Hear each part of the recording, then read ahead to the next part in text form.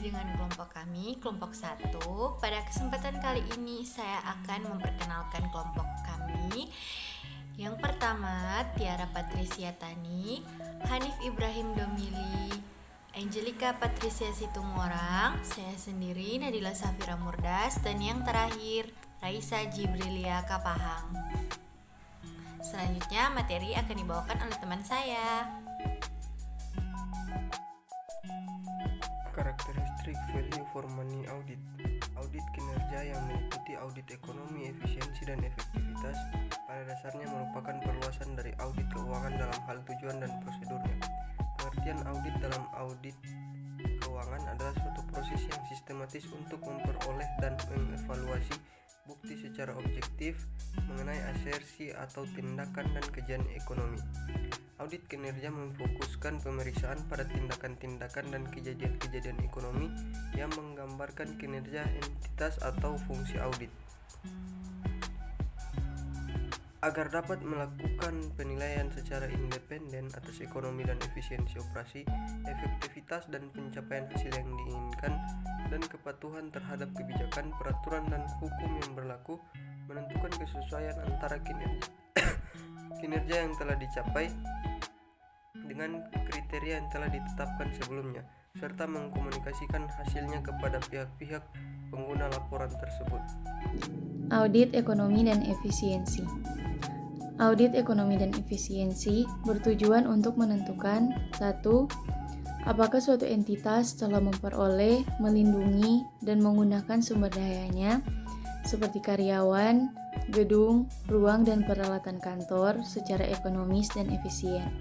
Yang kedua, penyebab terjadinya praktik-praktik yang tidak ekonomis atau tidak efisien, termasuk ketidakmampuan organisasi dalam mengelola sistem informasi, prosedur administrasi, dan struktur organisasi.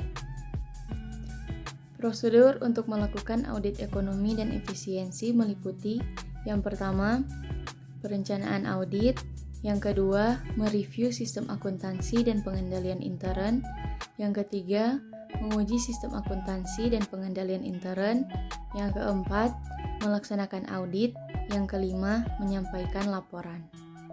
D. Audit efektivitas. Audit efektivitas atau audit program bertujuan untuk menentukan 1. Tingkat pencapaian hasil atau manfaat yang diinginkan.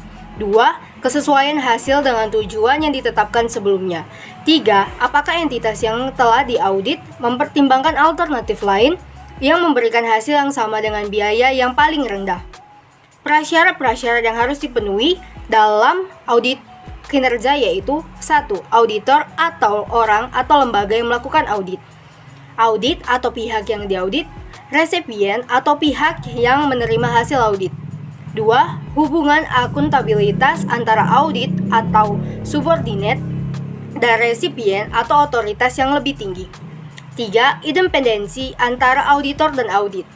4. Pengujian dan evaluasi tertentu atas aktivitas yang menjadi tanggung jawab audit oleh auditor untuk audit resipien. Standar audit pemerintahan (SAP). Standar umum dalam semua hal yang berkaitan dengan pekerjaan audit, organisasi, lembaga audit, dan auditor, baik pemerintah maupun akuntan publik, harus independen secara organisasi maupun secara pribadi, bebas dari gangguan independensi yang bersifat pribadi dan yang di luar pribadinya ekstern, yang dapat mempengaruhi independensinya, serta harus dapat mempertahankan sikap dan penampilan yang independen.